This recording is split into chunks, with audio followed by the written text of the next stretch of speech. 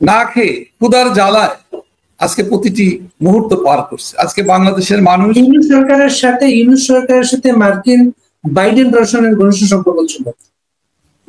নতুন প্রশাসন যে এসেছে ট্রাম্পের, কোন পরিবর্তনের আশা দেখেন?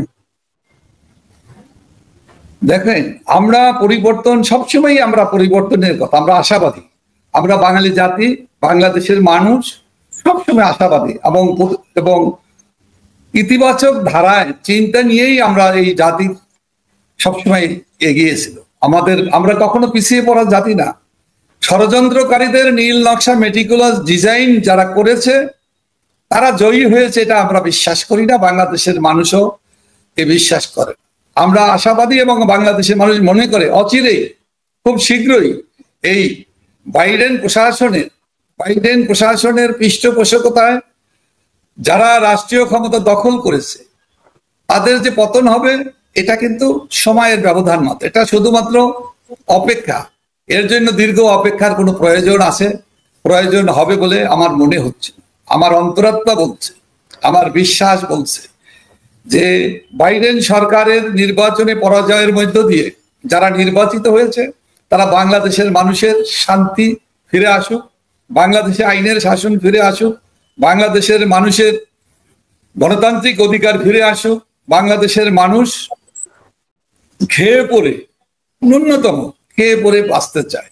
এখানে ভয়ের, আতঙ্কের, ঘৃণার যে ছড়িয়ে বাংলাদেশে যে বিভ্রান্ত করা হচ্ছে, বাংলাদেশের মানুষকে আতঙ্কগ্রস্ত, ভয়ের যে সংস্কৃতি চালু করা হচ্ছে, ঘৃণার যে সংস্কৃতির দিকে বাংলাদেশকে নিয়ে যাওয়া হচ্ছে, তার অবসান ঘটবে বলে আমি দৃঢ়ভাবে বিশ্বাস করি। এবং নতুন যে প্রশাসন যারা আসছে তারা ভালো কাজকে সমর্থন করবে, এটা আমরা আশা করি। আমাদের প্রত্যাশার জায়গা থেকে আমরা মনে করি বাংলাদেশের মানুষকে ধ্বংস করে উন্নত সমৃদ্ধশালী দেশের মানুষের অথবা সরকারের কি লাভ? নিশ্চয়ই কোনো লাভ নেই। বরঞ্চ বাংলাদেশে যদি শান্তি, শৃঙ্খলা এবং জঙ্গিবাদী, উচ্ছৃঙ্খল, সন্ত্রাসী গোষ্ঠী এবং যারা মৌলবাদী গোষ্ঠী, যারা ধর্মের নামে ধর্মকে ব্যবহার করে উচ্ছৃঙ্খল পরিবেশ সৃষ্টি করে, মানুষ হত্যা করে, মানুষকে জঙ্গিবাদী কায়দায় দেশের মানুষকে, নারী সমাজকে এবং তরুণ সমাজকে বিভ্রান্ত করতে না পারে, দেশের এবং পৃথিবী শান্তি ধ্বংস করতে পারে, অথবা জঙ্গিবাদী গোষ্ঠীর বিকাশ ঘটিয়ে, জঙ্গিবাদের উত্থান ঘটিয়ে বাংলাদেশকে যদি জঙ্গিবাদীদের অভয়ারণ্যে পরিণত করা হয়, নিশ্চয়ই সেটা বাংলাদেশ শুধু ক্ষতিগ্রস্ত হবে না, এই ক্ষতিগ্রস্ততার এই দায় তো সারা পৃথিবীকে নিতে হবে।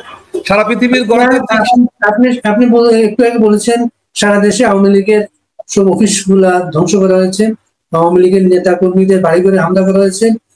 কি পরিমাণ বাড়িঘরে হামলা করা হয়েছে, কি পরিমাণ নেতা কর্মী গ্রেফতার হয়েছেন, সব পরিসংখ্যান গুলা আপনারা সংগ্রহ করতে পেরেছেন এখন পর্যন্ত? দেখুন, বাংলাদেশে যেভাবে আওয়ামী লীগের নেতাকর্মীদের বাড়িঘরে হামলা, অগ্নিসংযোগ,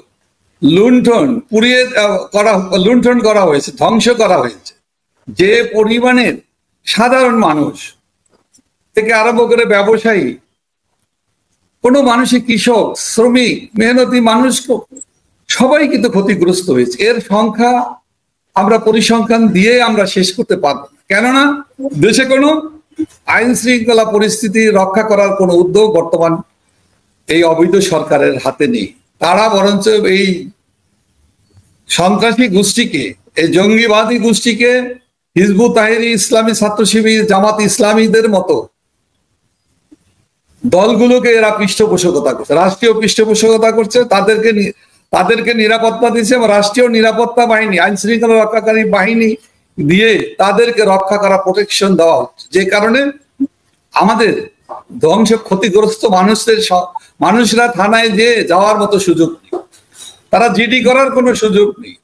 এবং আপনাদের লক্ষ লক্ষ নেতাকর্মীর অভিযোগ হচ্ছে আপনাদের বিরুদ্ধে, আপনাদের নেতাদের বিরুদ্ধে তাদের অভিযোগ হচ্ছে নেতারা তাদের খোঁজ নিচ্ছেন না, নেতারা কোনোভাবে নেতাদেরকে খুঁজতে পারছেন না, আশ্বাস পাচ্ছেন না। এই বিষয়টা কিভাবে বলবেন? দেখুন, আমার এই যে অভিযোগটা আমাদের দলের কর্মীরা যেটা করে সেটার প্রতি আমি সম্মান রেখে বলতে চাই, অভিযোগটা তো ঠিকই আছে।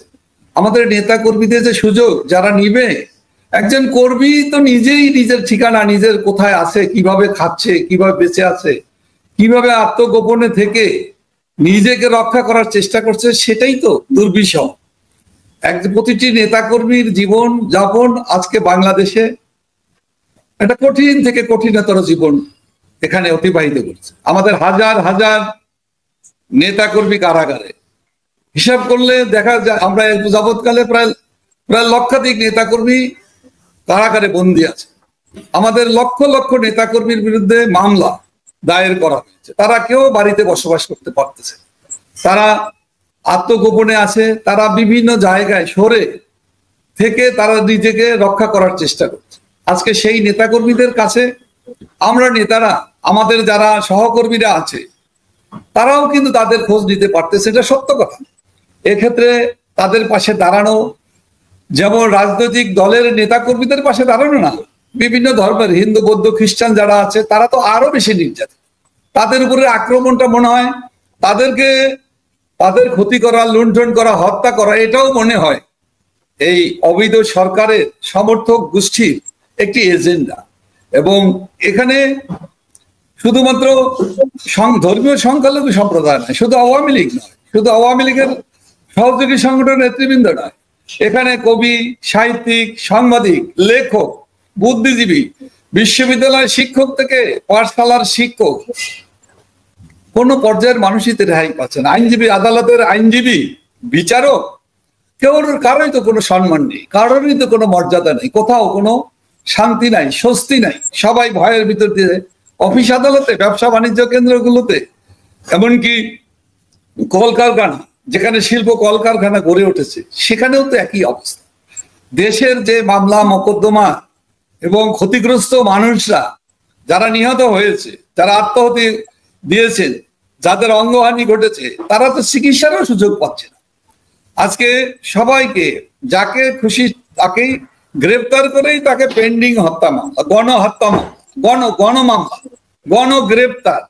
এবং একটা দুইটা না, আওয়ামী লীগের সভাপতি, বারবার নির্বাচিত প্রধানমন্ত্রী, বাংলাদেশের মানুষের আস্থার ঠিকানা, এবং এখনো তার চাইতে জনপ্রিয় মানুষ কিন্তু দ্বিতীয়টি খুঁজে পাওয়া ভার বাংলাদেশে।